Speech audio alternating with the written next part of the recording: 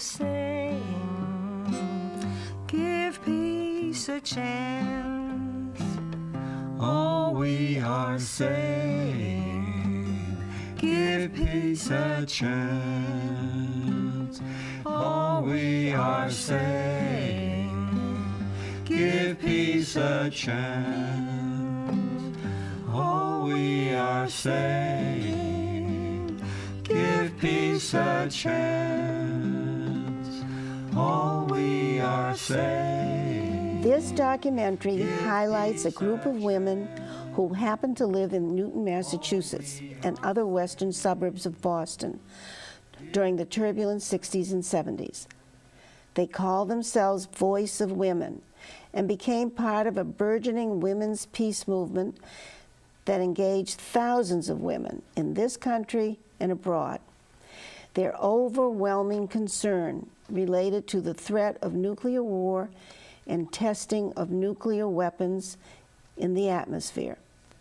Testing resulted in radioactive fallout and posed a real danger of widespread cancer, especially among children. You have these atomic tests up in the air and just raining down this strontium 90, and I don't know, a half-life of how many years. The cows would eat it happily, not knowing that it was going to go into their milk and into our babies, and they did find quite a lot of strontium 90 in the children's bones. It was a bad thing.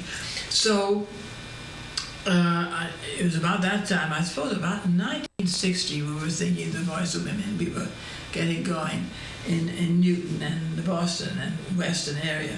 That this was one of the things we really wanted to have the government stop.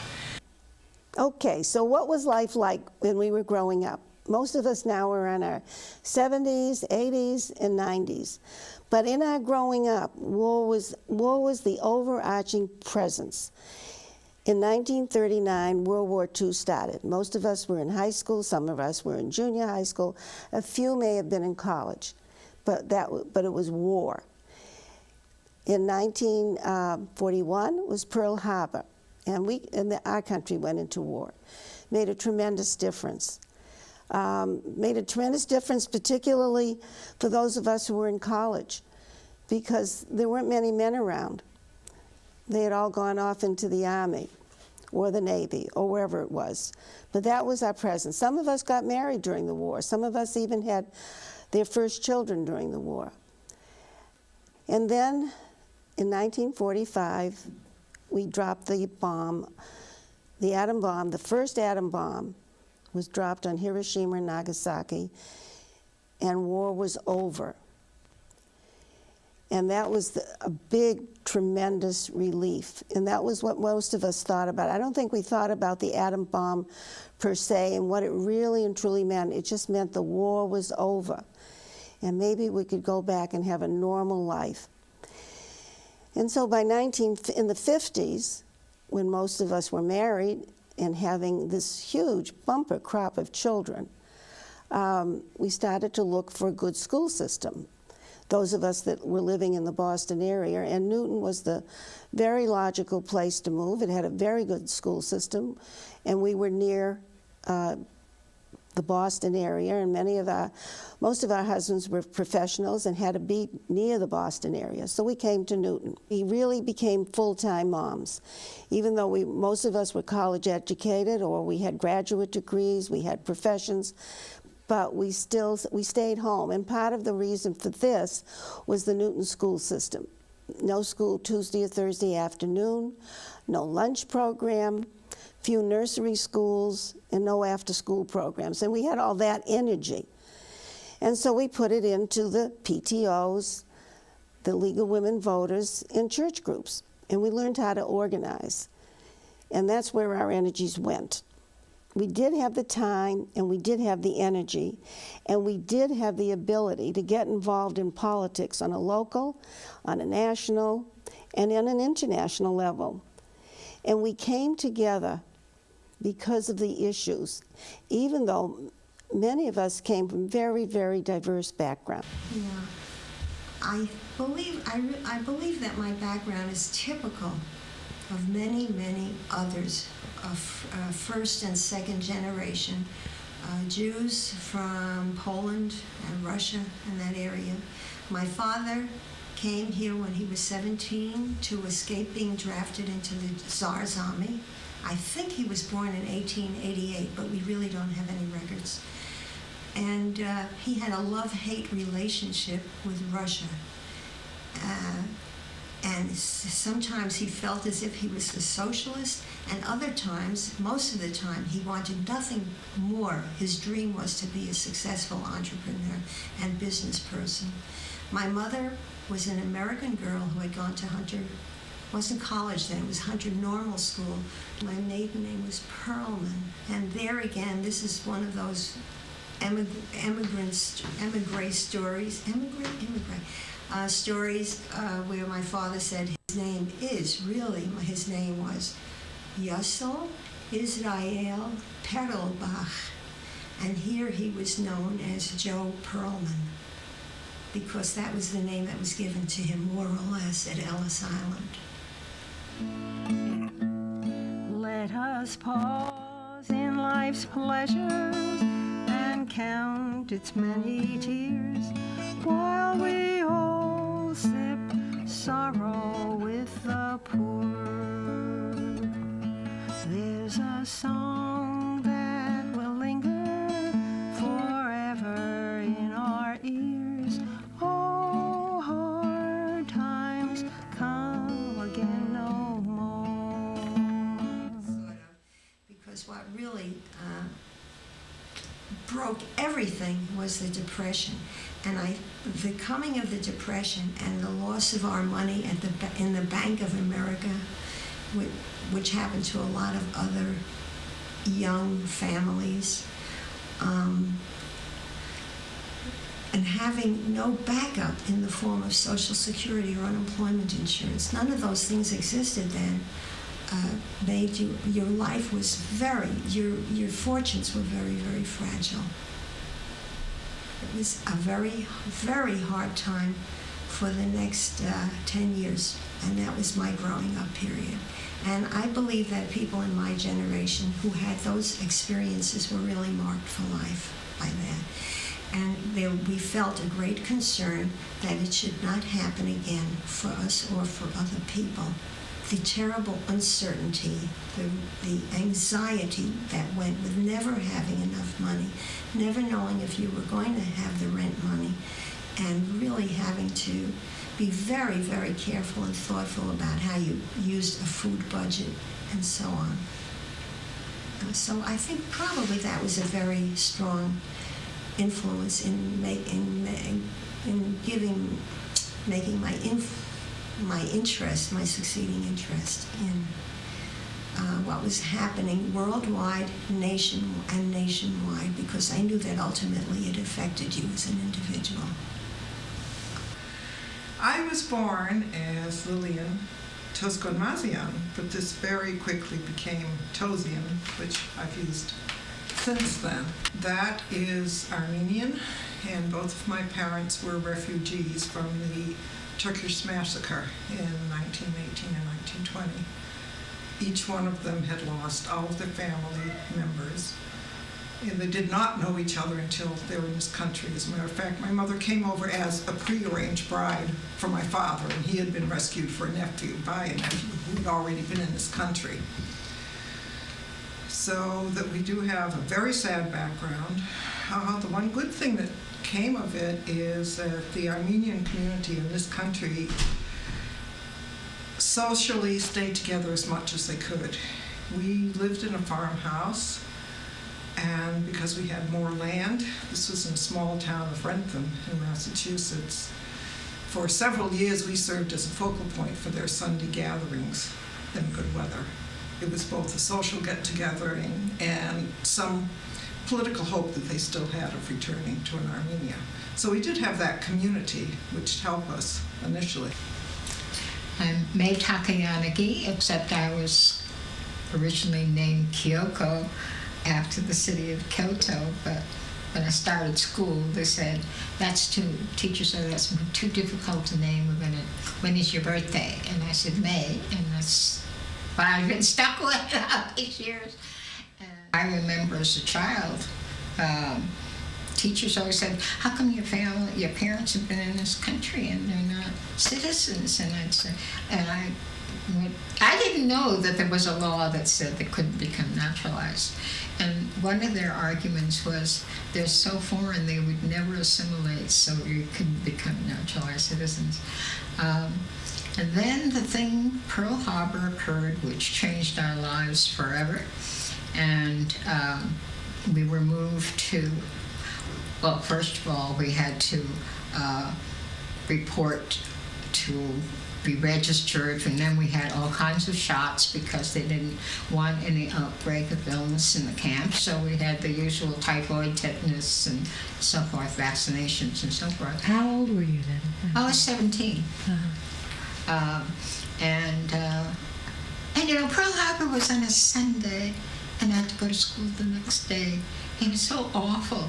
I mean, and I can understand why everybody wanted to talk about the war, but you know, even in the math class, the Latin class, and the kids, you know, I mean, they didn't. I don't think it was done maliciously, but they made me feel like Pearl Harbor was all my fault. And strangers coming up to you and saying, "It's your people who did this," you know? And so you just feel terrible. Were passionate anti-militarists. I was a little girl. They came from Eastern Poland. And my mother's brothers, 2 brothers, perished in the war. They were in Bolshevik army and they perished in the First World War. And when the Polish soldiers, General Haller's army, was going all over Eastern Europe, Eastern Poland, my grandfather was a fanatical Jew. To him, religion was the first thing in the world, more important even than anything else. He was wearing a long beard and payas, what the religious people were wearing. He looked very patriarchal. The Polish soldiers grabbed him because he was such an epitome of a Jewishness. They took him to a forest, tied him to a tree, and cut his beard and his payas. When this happened, my grandfather became heartbroken. He didn't recover from it anymore, and he slowly started to die. He came to our house. He didn't live very long in our house. He died of a broken heart, really. Good guy as well. We spoke Polish. We went to a Polish elementary school, which was very interesting. There were Polish and Jewish schools in Otwock. The Jewish school had Jewish teachers, but the principal of the school was Mr. Miśniakiewicz, was a Pole. He had to be a Roman Catholic. Anyway, we were imbued with Polishness, really, Lolek and I.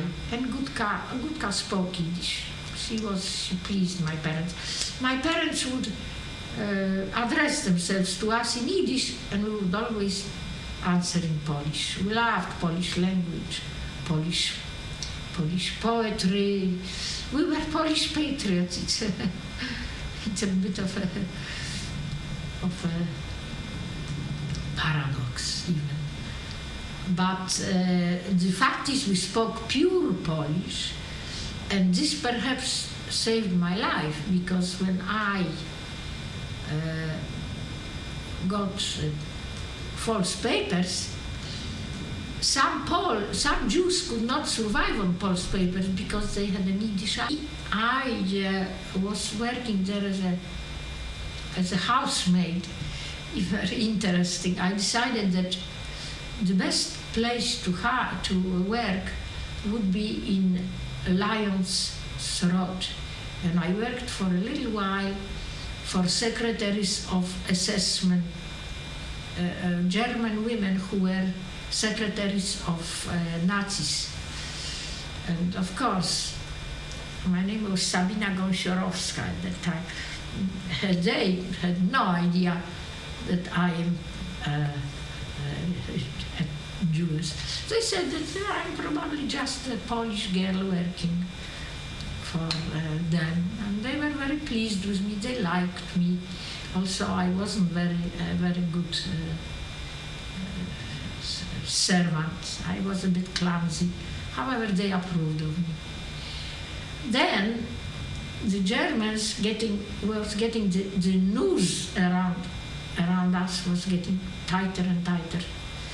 And the Germans were mobilizing. They had not enough workers in Germany, so they were mobilizing Poles to go to Germany and work there as workers. They were called Fremdarbeiter, which means foreign workers, voluntarily. And I decided I had a sense that this sooner or later I'll be caught in Lwów in Poland. And I enrolled at an agency that was taking Polish girls and men, and some men, not many men, however, they took them, the Polish workers, to Germany. And somehow I landed in Sudetenland, not very far, 60 kilometers from down south from Dresden. I landed with Polish girls who were really, they didn't recognize me. They called me from Sabina. They switched to a name Nina, which is very close. And they were simple girls, but never heard from them any Jew-hating sentences, amazingly enough, because many Poles were very anti-Semitic and very anti-Jewish. And so I survived there in a felt factory. It was called Joseph Friend Filzfabrik in Teitschen-Bodenbach.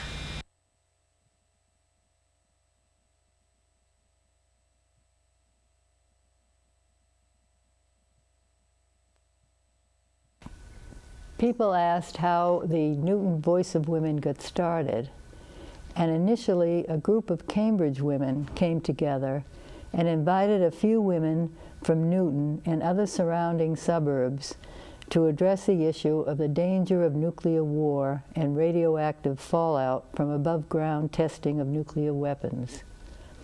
Among the group were two wives of atomic physicists who had worked on the atom bomb in Los Alamos, New Mexico. The chilling consequences of the bombing of Hiroshima and Nagasaki in 1945 propelled them to put all of their energy into preventing a nuclear exchange. They adopted the name Voice of Women from a similar group that had started in Canada. I didn't know what to do with myself at the end of my junior year. And she said, well, why don't you come and do some volunteer work? And there I met my husband, a psychiatrist. And we settled in Boston. We bought an old carriage house and did it over in Weston. And we both were children. We'd grown up in very conservative families.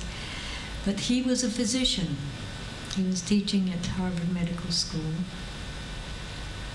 and loved teaching. But the atomic bomb went off in Hiroshima and Nagasaki, and he was reading about, he knew one of the doctors who went afterwards to study the effects of the bombs. And we were so horrified by what these two bombs did to the people and the descriptions we heard.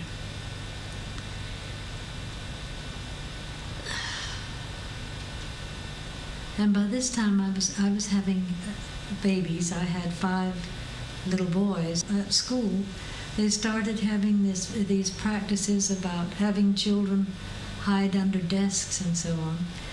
And one day my father, who I felt was a very intelligent man, shocked us when we were over there. He said, "Well, by golly, given a few men and the equipment, I think I could make an atomic bomb." And this really startled me, because I thought, well, I knew he was I felt that he was a very smart man. But if he could do this, there must be people all over the world who were already trying to make atomic bombs. And I could just imagine the whole world being annihilated.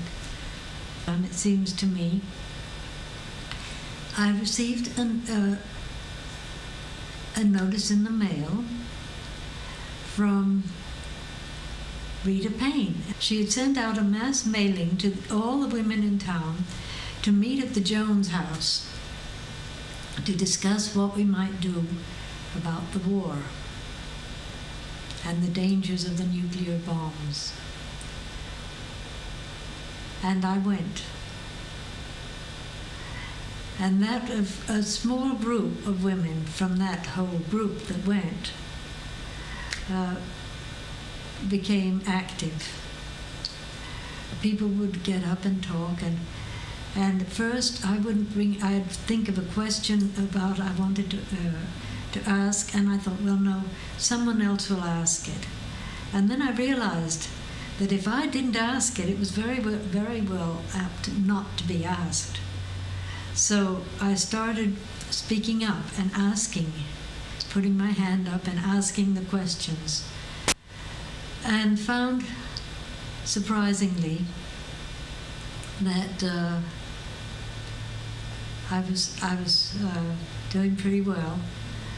It gave me confidence, and I think that's the start of where I started to be able to organize and plan with different women.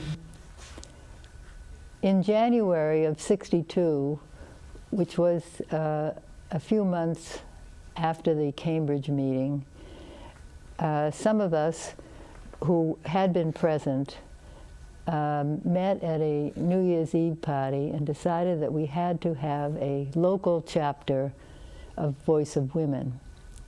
We put an ad in the Newton Graphic, made many phone calls to friends and to people, other women we worked with in the PTA and League of Women Voters and church groups and other groups. And within a short time, a very large group assembled.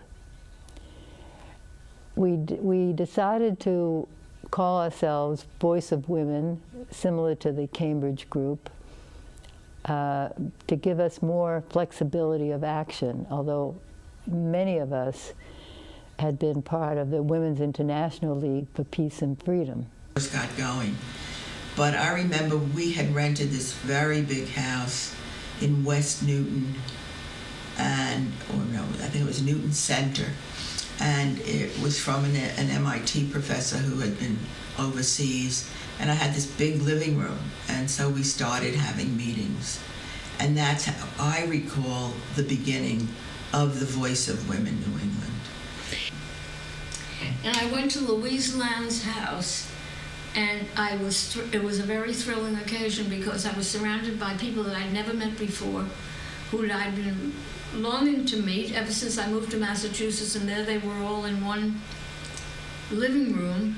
That same time, in '61, '62, other women groups began emerging, like Women Strike for Peace, Women for Peace, and with those groups and our own, we formed coalitions to work towards the same goals of trying to get our president to ban the atmospheric testing of nuclear weapons and to try to stop the possible confrontation of a nuclear exchange. During the same period, 61, the physicians began to organize. My husband, Dr. Bernard Lown, was a catalyst in getting this group organized after he had heard a lecture given by a British Nobel Peace Laureate, Philip Noel Baker, who spoke about the genocidal aspect of a nuclear exchange. He was so exercised by this that he called many physician friends who met just a few weeks later, and they decided to study the medical effects of an atom bomb over Boston. They found that medicine has nothing to offer and that the only solution is prevention. They did a very scientific study, which then was published in the prestigious New England Journal of Medicine and was also in the regular press all over the country. They called their group Physicians for Social Responsibility, and in short order, many other physician groups sprung up all over the country. Our Voice of Women group profited from their study, whose facts we used for public meetings, for our newsletter, and to try to educate people about the danger that we all face.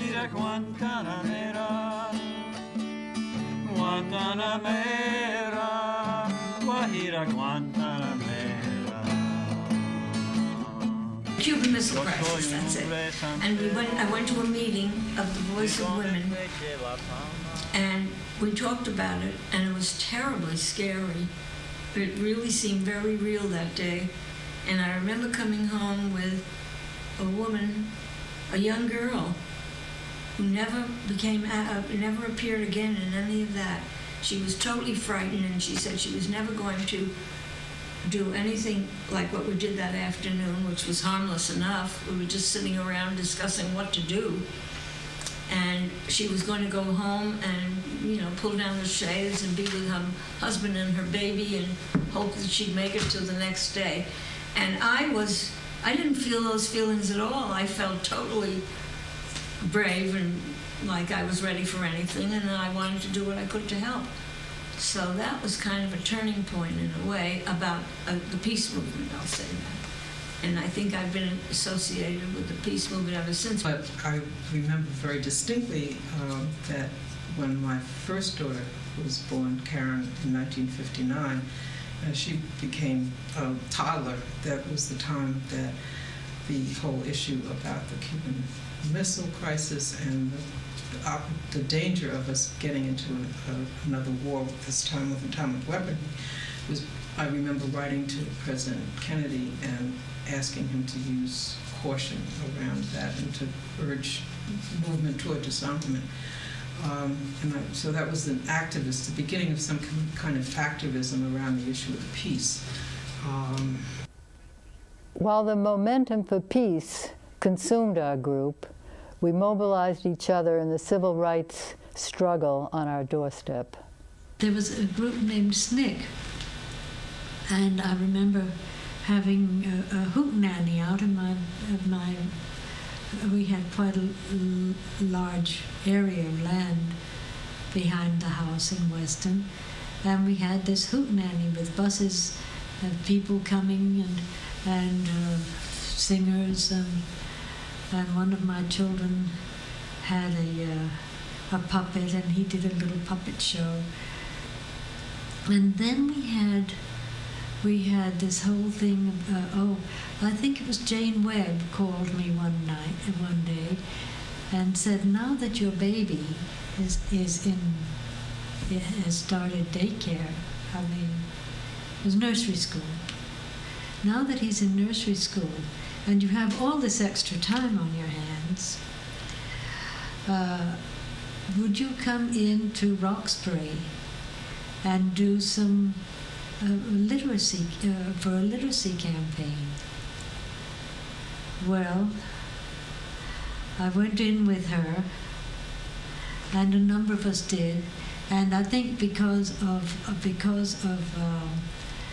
my having grown up in Mexico, I was chosen as one of the few to be at the Freedom Schools. Now, the Freedom Schools met in an old church, the one that I participated in, met in a church in Dorchester. All these children came in. After the first 2 or 3 times, I took my 2 oldest boys in with me, and we'd go in once a week. And it was really to study Negro history. We didn't do any teaching of reading and writing. That was a misnomer somehow. But my children enjoyed it, and the kids there seemed to enjoy having my kids there. And I learned an awful lot. I learned about Negro history, but I also learned things that I just had no idea of. I had no idea what a difficult time we were giving these people, and what a hard time people of color had in this country. I didn't know, for example, that when they traveled up here from the South, they couldn't stay in hotels. They couldn't go into just any old hotel and spend the night. They'd have to stay camped by the side of the road.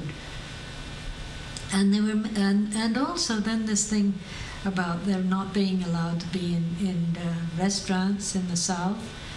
I don't know what was wrong with me. I never noticed that the people were all white in the restaurants when I had gone into restaurants in the South. And so Martin Luther King came and spoke.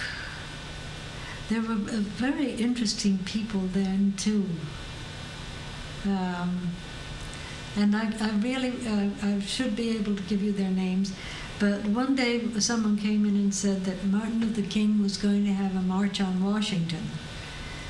And so they started organizing. Yes, they wanted to go to Washington. I thought, of course, I couldn't go because I had these children and I couldn't leave them.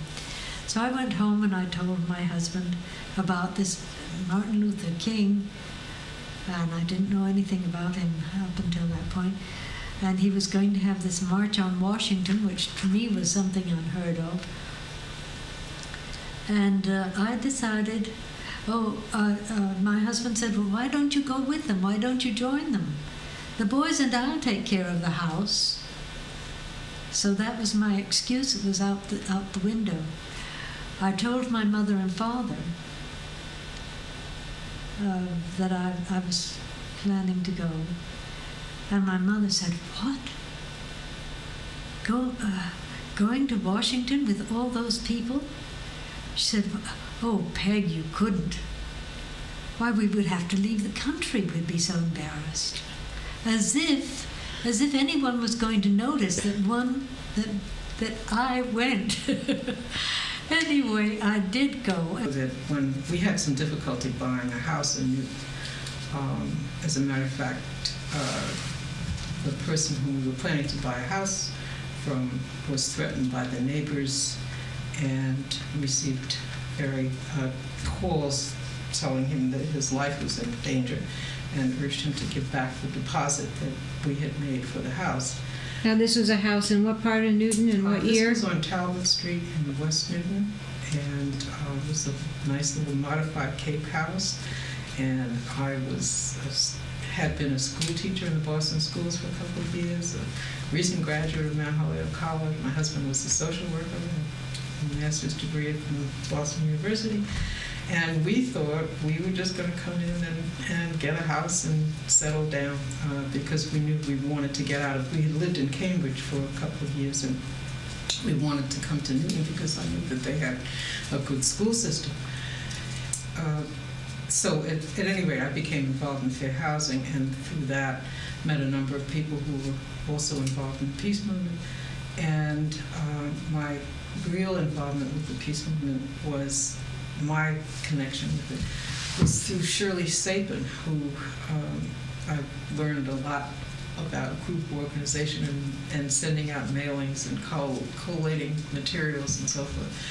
And there was also, through that organization, I became introduced to the Women's International League for Peace and Freedom, to the Voice of Women, and met women from Russia who came to visit the United States for conferences. And even though the peace movement was one part of my life, and I have this poster up in my office at Newton Public Schools about a war that perhaps nobody would come to, my major effort was in the area of civil rights and educational issues, and the MEDCO program, which brought children from Boston to suburban communities. So that was really my real focus, but obviously the peace movement and the continuation of life on this planet was of importance as well. And when I think of the difference, our attitude toward the Second World War and Vietnam, the one we deplored, we had to have wars at all, but you just couldn't get Hitler and Stalin and Mussolini to take over Europe. And then here I don't know how we ever talked ourselves into thinking that we could make a go of something where the French had been in Indochina, Vietnam for 70 years, and they'd been kicked out royally at the Battle of Dien Bien Phu. How did we think we were going to go in there? But I think this was part of the awful legacy left to us by that rascal. No epithet is good enough for what I think of Senator Joseph McCarthy of Wisconsin, making us scared to death of being, whatever it is, soft on communism. And just accusing all sorts of fine people and ruining their careers and their reputations. But thank goodness that was over with, and people were just, you could just laugh at anybody calling you a communist.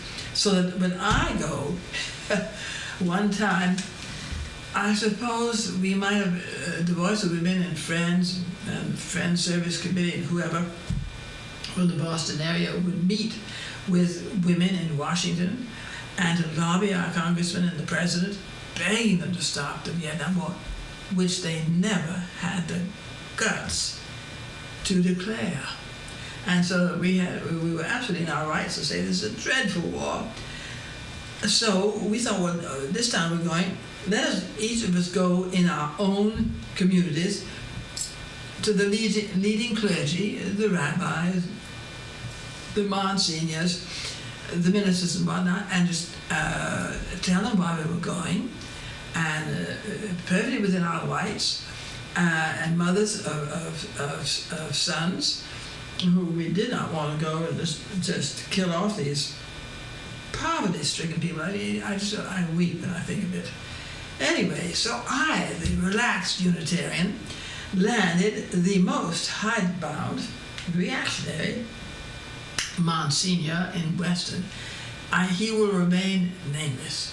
Anyhow, this Monsignor, I said, oh, thank you so much for letting me come, or maybe 50 of us women are going down to Washington begging our government please to end this war. We take very seriously in the Ten Commandments, and thou shalt not kill, and forgive your enemy, turn the other cheek, swords into plowshares. So he looked at me and said, well, you're nothing but a communist. I didn't have the wit to challenge him too much on that. And I said, look, Father, I am not a communist. I come from a long line of dissenters. My husband and I each had a sign of the Declaration of Independence. If we had lost, they would have been hanged from the nearest tree or shot. And it took courage, and I had a great-grandfather who was a personal physician to George Washington, that miserable cold winter at Valley Forge.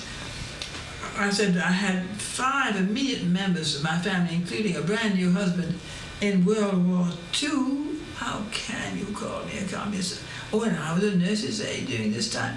But I'll tell you what I am. I'm a coupon-cutting capitalist. And you know, he didn't say another word. So we learned to speak truth to power, as the Quakers say. And it was a wonderful thing, this being a part of the Voice of Women, to give you the courage. Together we could just do anything. In 1966, I went to the Soviet Union. It was sponsored by the Friendly Visits to the Soviet, and this was through the Voice of Women. And our good friend, Louise Lown, was active in that group for the Friendly Visits. And I was at that time the president of the Newton and New England Voice of Women. So Louise asked me if I would go, there was a group going, and represent the Newton group.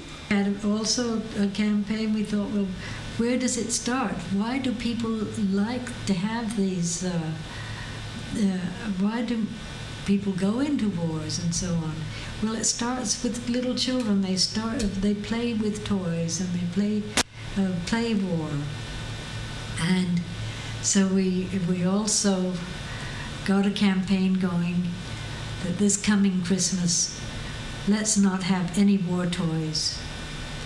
And we had a campaign.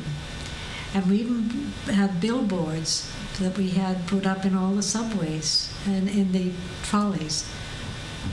Well, the Gulf of Tonkin resolution was passed, and a lot of people listened, and our wonderful president, Johnson, yeah, said that our ship was shot at and we have to start war and we're going to fight communism and blah, blah, blah. And so I decided I would listen and read, and the first thing I found out was that our ship was in the wrong waters where we shouldn't have been, and there were 3 shots and it didn't hit anyone. I think 3 holes in a ship or something. So I decided this is really ridiculous. Also, I had a little selfish motive. Both my sons and all their friends were draft age. So I listened to this speech by this Senator Wayne Morse, who was one of the 2 senators with Senator Gruning, only 2 had the guts to vote against this war. And he gave a wonderful speech telling the actual truth about what happened. So I looked for things to do, found the Voice of Women at the Elliott Street Church. I think Rona Schul was that chairman, and I found that was a great group to be involved in, because then I joined another group, which was Newton Coalition for New Politics, which was it was men and women. I think businessmen were involved. I think you were involved too. And this Margie Aarons, Barrett, I don't know, we were all involved, and that's when we all got Father Drinan to run for Congress. And that became a big issue. We organized a large, what would you call it, coalition with CP PACs in Concord, because he was running against this awful right-winger. And John Kerry was there, and I do remember that John Kerry could have won if he wanted to, but he sacrificed himself because he said Father Drinan would be such an addition. So we got him into Congress. That was a great victory. Then, now I'm going to tell you how I got involved in the draft resistance movement. I think the first time was I heard of this Reverend William Sloane Coffin, who was from Yale, was speaking at Brandeis. And I didn't know, I had heard about draft resistance from years ago, but I didn't know it was happening, how it was happening. And I will say that it was also because of my sons that I said, oh, this is for me. So I went to Brandeis, and he was talking about how it's very important, if you're against the war, to declare yourself either a conscientious objector, or if a psychiatrist feels that you cannot hold a gun, you're not able to get a letter from a psychiatrist, but you don't have to fight in this war. And of course he explained the bad things about the war, that we were killing innocent people. And it hit me, and I said, this would be a good movement. So I found a group, that was the Nonviolent Direct Action Group, and they gave me some hints. And one of the things that we did, the first one was they decided to call attention to the draft board in Newton, Massachusetts, which was simple. So we got notices up to actually, it was the high school students who got me involved. One of them, the mother called me and said her 2 sons were going to be drafted, twins. And would I come to a meeting with a few adults and mostly students and see what I could do? And I didn't know they were going to talk about getting arrested, but I went, and it was this, and they were discussing how we would all go and be peaceful and not resist the policemen, but we were going to close the draft board in Newton. So that was fine. They organized it, and about 6 in the morning, we all met at the draft board, which was on Washington Street on the 2nd floor, and we decided, before anyone came in, we all sat on the stairs and down on the sidewalk. Nobody could get in. We would not allow the draft people, I think there were 5 of them employed there, to get in, and kids who were going to get drafted were happy to see us, so they were clapping for us. And eventually the police came and told us to get into a bus. We all got arrested, drove us to the police station, which is only 2 blocks up, and put us in the back of the garage because there wasn't room, and called us into court. And the judge happened to be this Judge Frank Flashner, whose children, his girls, were involved in the draft movement too, and his wife was very sympathetic.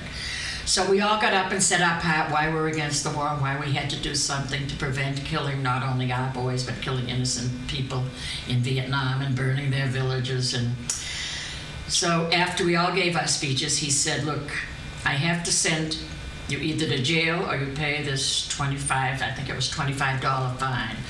8 of the young people, and about 6 young ones and 2 older ones decided to get arrested. I didn't. Paid the fine, but when he finished giving us our sentence, he said, but I must say something. If I weren't sitting on this bench, I would have been sitting on the side with all you people, because I agree with you completely. So we felt better anyhow. That was our first experience. A few more, we went to the railroad station in Newtonville and sat there, prevented a few kids from going and got them involved in the movement. I'd heard about this group, NDAG, which was Nonviolent Direct Action Group.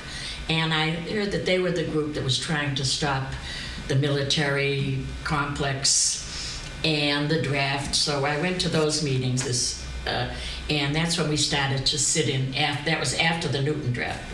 We went to Hanscom Air Base. And I can't believe we did it now, but we sat in the middle of the street and wouldn't let any cars go. 2 rows of us sitting at every entrance. There must have been 200 and something. And they could not get into the building until the police, after a few hours, dragged us off and put us in this big, big hall. And we were all arrested. I think that time we paid a fine. But it did succeed in making our point. Then after that, we went to Boston, the air base. And a few of us got arrested there. My husband was in his office watching. And they took us then to Charles Street Jail, which was right next to my husband's office. And I was shocked. Where did your husband work? He worked in Government Center, near there, right near there. He was a lawyer there. So he didn't know I was going to be there, but when we got there, they said you could make 1 phone call. So I called my husband. I said, could you bring me a cup of coffee? And he said, no, you got into it. Stay in it. It's your own problem. But what shocked me was the way we were only there for a day, so it meant nothing. The toilet had no cover on it. This is how when they arrested people. And you had to sit in front, and the guards could walk right by, no curtain. It was and cot was this dirty little cot. It was unbelievable. This is the way people were held. I mean, we didn't mind because it wasn't for a real crime and we weren't going to be there long. We only stayed over. We didn't even stay overnight. We stayed at midnight. They let us out. But that's how shocking it was to be there. 1969, it was the moratorium. And I somehow got myself into something, going to a meeting at somebody's house with Jerome Grossman leading the meeting. It was his concept of having the moratorium.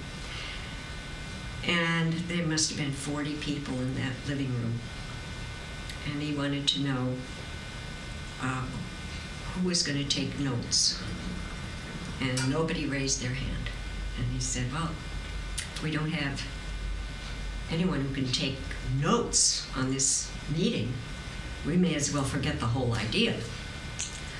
So I raised my hand. All right, I'll take the notes. We get through the whole meeting, And he says, okay, the thing the person has to do who took the notes is just call everybody every week and find out if they've done what they said they were going to do. So all of a sudden, I was in the middle of the organizing for the moratorium.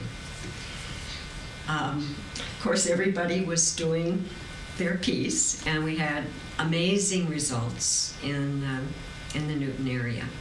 The moratorium was designed to have everybody stop work on one day in the first month, one day. And the second month was a little ragged, but I think the second month also there was a major demonstration in Washington. And it kind of fizzled around December. Others may have more accurate information about what happened. It was a good way, at least, to get the Newton people together to start organizing. And in 1973, the Newton Board of Aldermen, the first elected board in the country, passed a resolution against the Vietnam War. And our state senators, Senator Jack Bachman and our state representative Irving Fishman, both took strong stands against the war.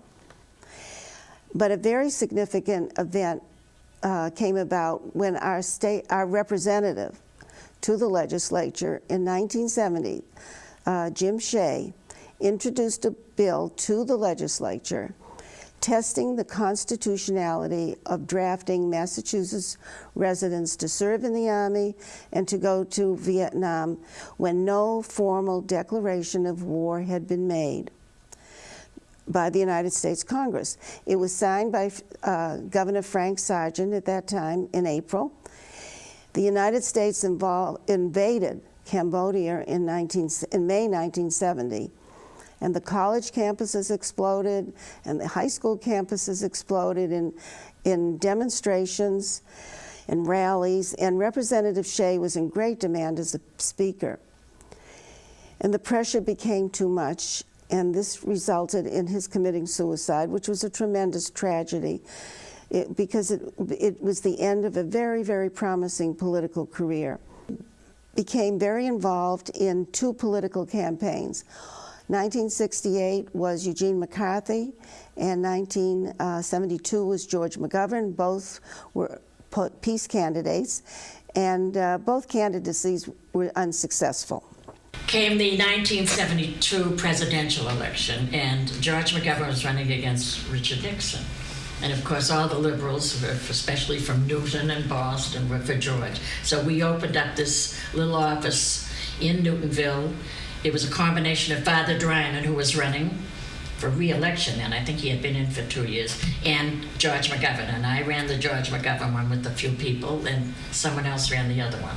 And it was typical, they don't do it anymore, a typical political campaign. We had cake sales out front to the Star Market to earn our money. When we would have a mailing, we would have kids from high school down the street, up the stairs, begging to work for this candidate. It was unbelievable. Till 4 in the morning, we'd order pizzas for them, and it was just dramatic the way everybody just wanted to get on this bandwagon.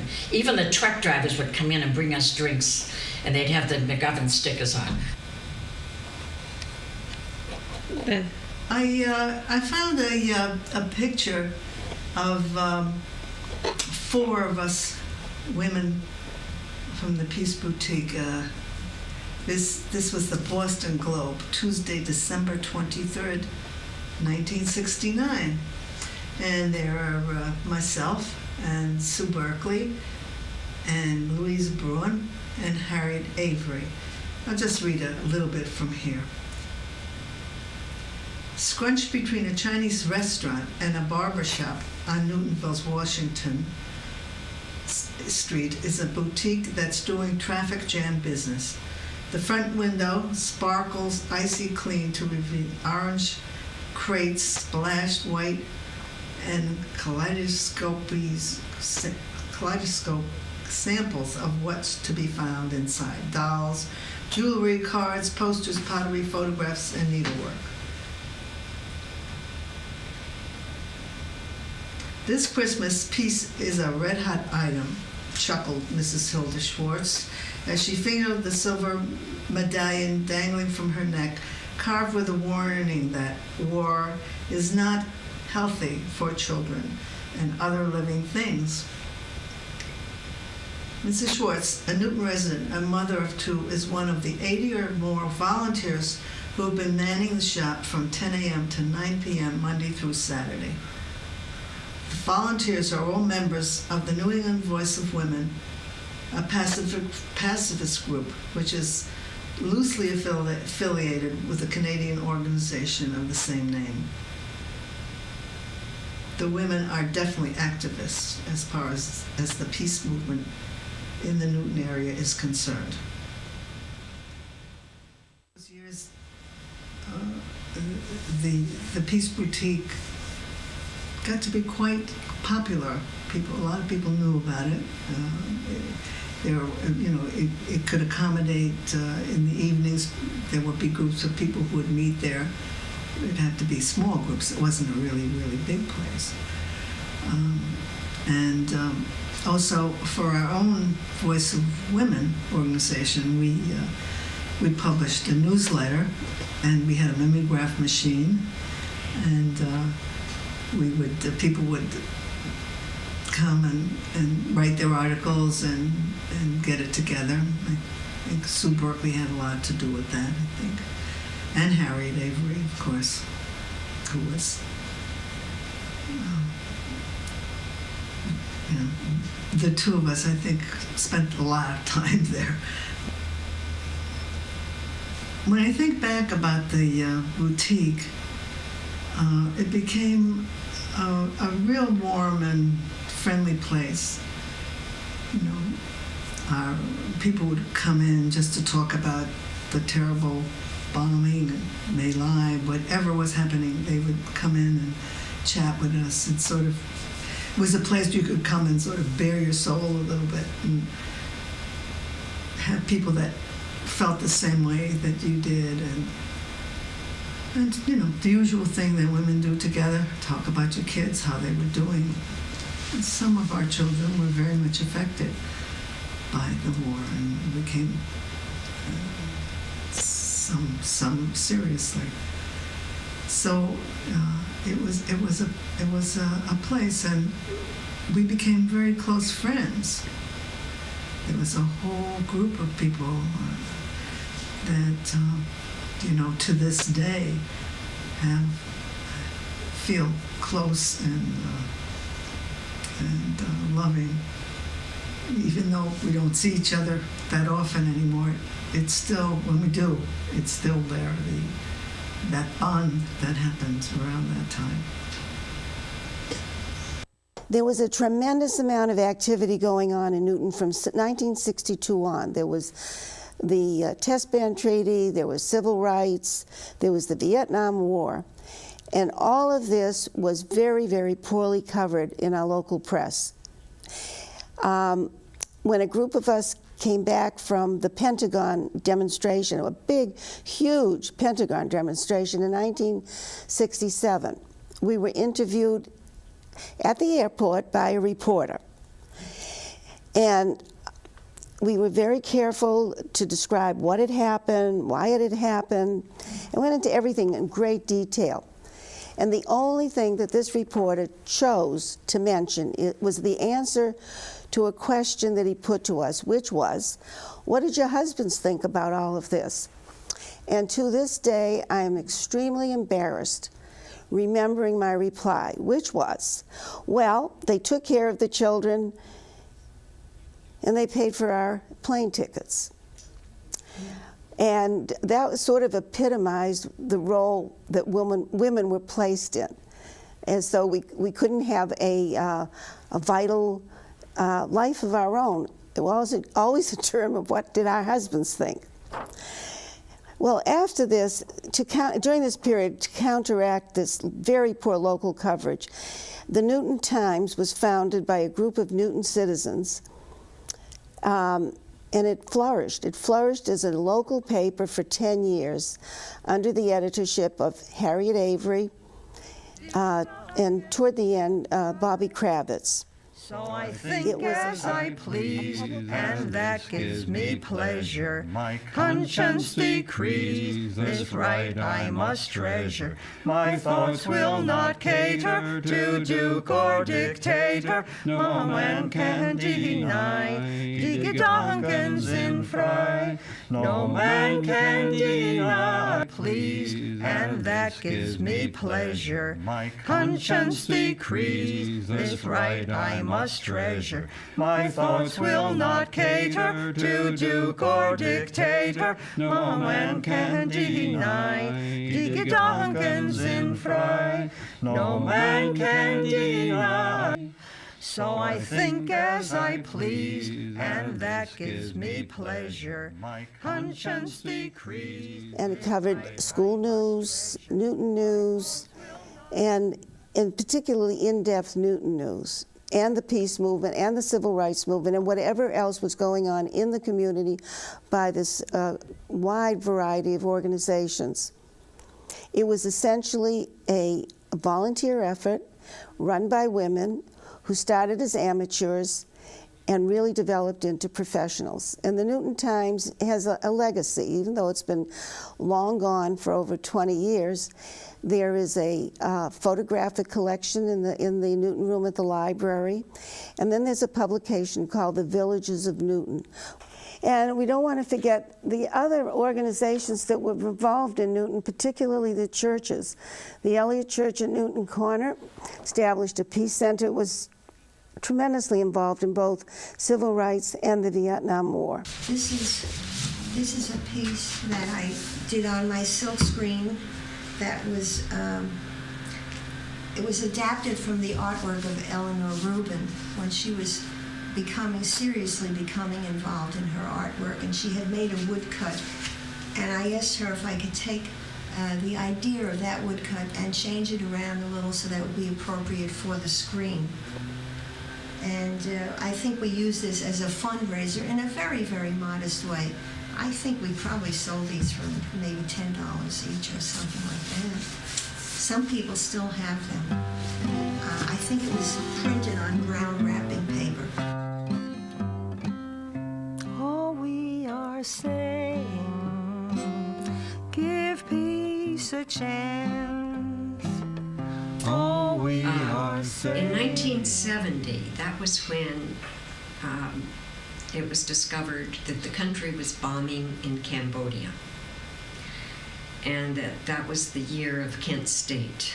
And Kent State being when several students on campus were shot, killed by the military presence there, the National Guard or whoever it was. There was a great deal of protest that happened that year. In 1971, in January, the news was saying that we were also bombing in Laos, and nothing was happening. Nobody was doing anything. And I remember reading an article in the Boston Globe on the op-ed page that said, "Nation sunk in anesthesia." And I read that article in the kitchen, and at that time was taking a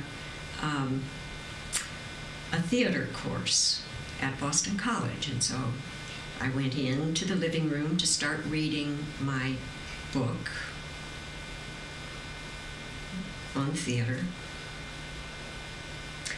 and I still had this sense, I'm anesthetized. I am sitting here reading this book. I'm not doing anything. And here we're bombing in Laos now.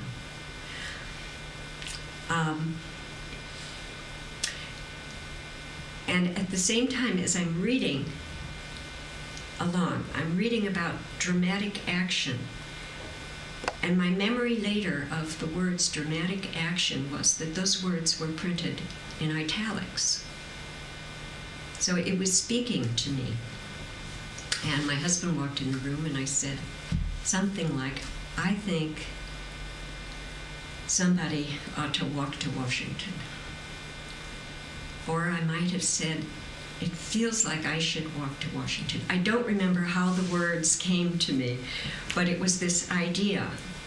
And my husband said, well, you know, that's the kind of thing that it might take to stop the war. And before I knew it, I was up getting a map to try to figure out how far was it to Washington. What would I have to do? I couldn't let the idea go. And I had a great deal, I went through many, many phases with trying to think about it and planning. I spoke to friends, and some of them said, yeah, it's so good to have your body where your mind is. And other people were saying, well, can't you do something else? And some others were saying, no, don't do it. But I had to keep pressing, and had many, many indications from my perspective that the way was open for me to do it. I gave myself until Thursday of that week to make up my mind, and I decided I had to do it, and announced it at friends' meeting, at their business meeting. And from that point on, I decided I was leaving the following Wednesday. This was in February now.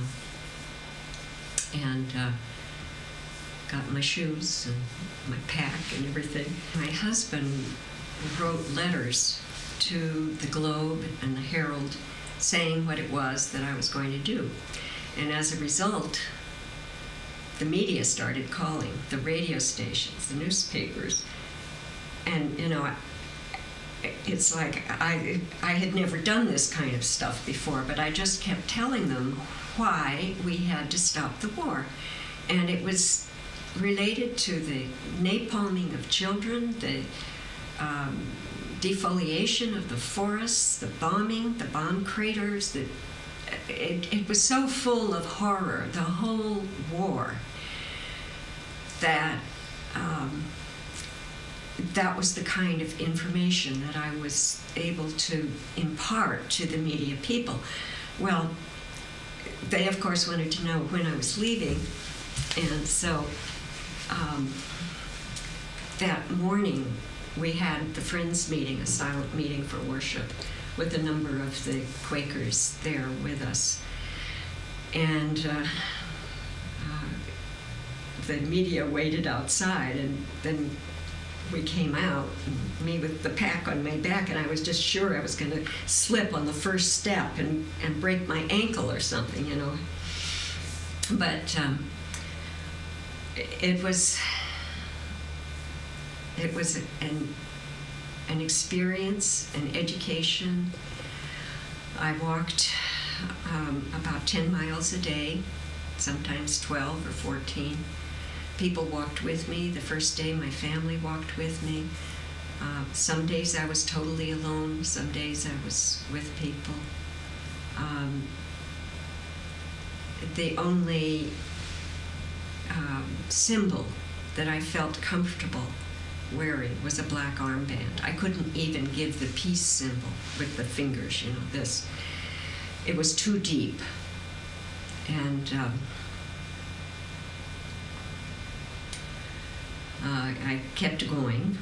My family joined me again in New York City, and there was more media coverage there.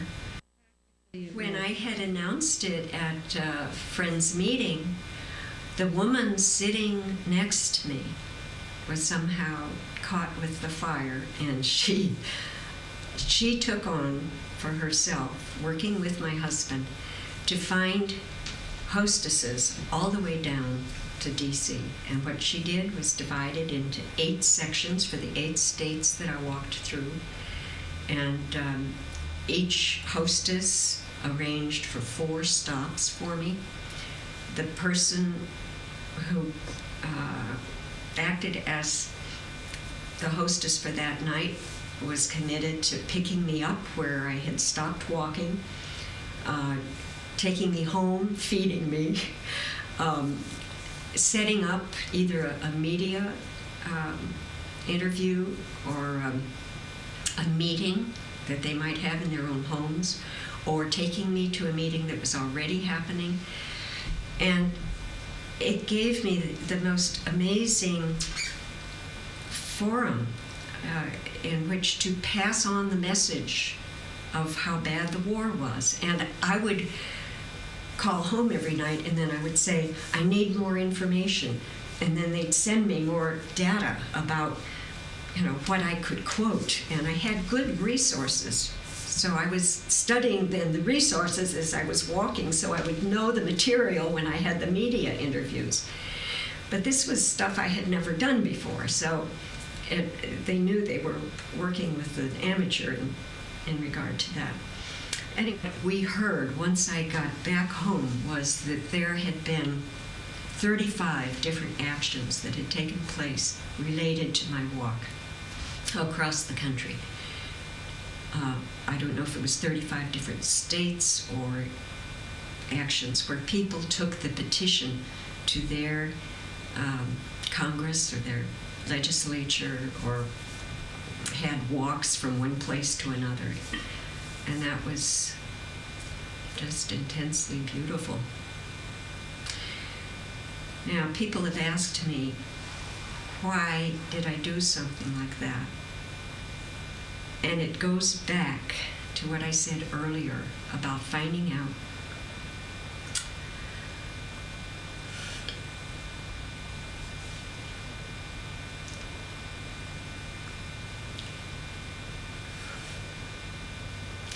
about the Holocaust.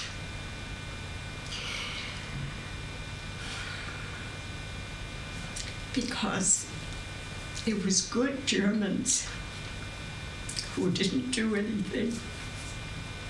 And they were called good Germans, but they didn't speak out. They said either they didn't know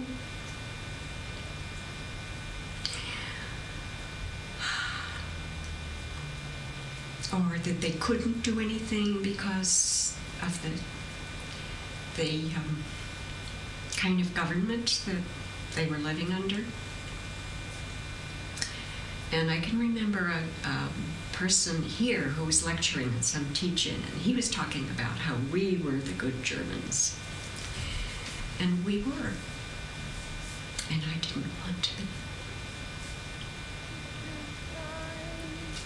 So I think as I please, and that gives me pleasure. My conscience decrees, this right I must treasure. My thoughts It's 40 years since our Voice of Women involvement. Time to reminisce. There was a diversion of energy on many pressing issues. Comprehensive test ban, anti-Vietnam struggle, civil rights, electoral politics. We were diffuse. As a small group, we had to join many other coalitions. But would we have been more effective if we focused on one issue?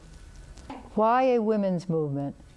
In those days, it was easier to mobilize women, mainly middle-class women, who had more time, since less than 50% held a full-time job. We felt we could appeal to the nurturing qualities of women in protecting their children. At that time, males dominated many of the organizations, and women needed a voice of their own. Locally, we developed close friendships, which continued over the many years. We could depend on one another to attend meetings, raise funds, prepare potluck suppers, share babysitting. We are now in 2003. A new crisis confronts us. A war with Iraq. As the protests are mounting, we once again find ourselves joining the marches, signing petitions, writing to our Congress people. This time we have our children and grandchildren joining us. All we are saying, give peace a chance. All we are saying, give peace a chance. All we are saying, give peace a chance. All we are saying, give peace a chance. Last night I had the strangest dream I never dreamed before. I dreamed the world had all agreed to put an end to war. I dreamed I saw a mighty room all filled with women and men, and the papers they were signing said they'd never fight again. And when the papers all were signed and 1,000,000 copies made, they all joined hands and bowed their heads, and grateful prayers were prayed. And the people in the streets below were dancing round and round, while guns and swords and uniforms were scattered on the ground. Last night I had the strangest dream I never dreamed before. I dreamed the world